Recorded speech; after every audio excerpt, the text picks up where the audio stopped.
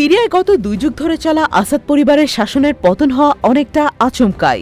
কয়েকদিনের ব্যবধানে চোখের সামনেই ধসে পড়ে বাশার আল আসাদের সাম্রাজ্য। দেশটির গণমাধ্যম সূত্রে জানা গেছে, বিদ্রোহী গোষ্ঠীগুলোর হামলার প্রতাপে পতনের পর সপরিবারে পালিয়ে রাশিয়ায় আশ্রয় নিয়েছেন তিনি।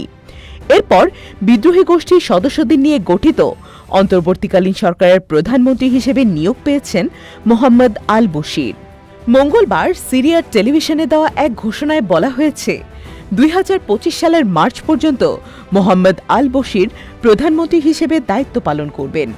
এর মধ্য দিয়ে সিরিয়ায় ক্ষমতাচ্যুত আসাদ পরবর্তী সরকার গঠনের প্রক্রিয়া শুরু হল। তবে অনেক বিশেষজ্ঞ এ সরকার সহ সিরিয়ার রাজনৈতিক ভবিষ্যৎ নিয়ে সংশয় প্রকাশ করেছে। এদিকে প্রেসিডেন্ট আসাদের পতনের পর গত দুদিনে 480টি বিমান হামলা চালিয়ে সিরিয়ার সামরিক শক্তি গুঁড়িয়ে দেওয়ার দাবি করেছে দখলদার ইসরায়েল। খবরটি প্রকাশ করেছে রয়টার্স, স্কাই নিউজ এবং আল জাজিরা। সিরিয়ার প্রেসিডেন্ট বাশার আল আসাদ পালিয়ে যাওয়ার পর অন্তর্বর্তী সরকার গঠনের নেতৃত্বে রয়েছেন বিদ্রোহী জোটের প্রধান কমান্ডার আবু মুহাম্মদ আল জোলানি। তিনি একটি স্থিতিশীল প্রশাসন গঠনের জন্য প্রয়োজনীয় উদ্যোগ নিয়েছেন। রয়টার্স জানিয়েছে, আল জোলানি ইতোমধ্যে আসাদ সরকারের প্রধানমন্ত্রী মোহাম্মদ জালালি এবং ভাইস প্রেসিডেন্ট ফয়সাল মেগদাদের সঙ্গে এ বিষয়ে আলোচনা করেছেন। আলোচনায় অন্তর্বর্তী সরকারের কাঠামো ও কার্যপ্রণালী নিয়ে মতবিনিময় হয়েছে বলে জানা গেছে। সিরিয়ার ইদলিব প্রদেশে এইচটিএস পরিচালিত সিরিয়ান সেলভেশন গভর্নমেন্টের প্রধানমন্ত্রী হিসেবে দায়িত্ব পালন করছেন 41 বছর বয়সী প্রকৌশলী মোহাম্মদ আল বশির।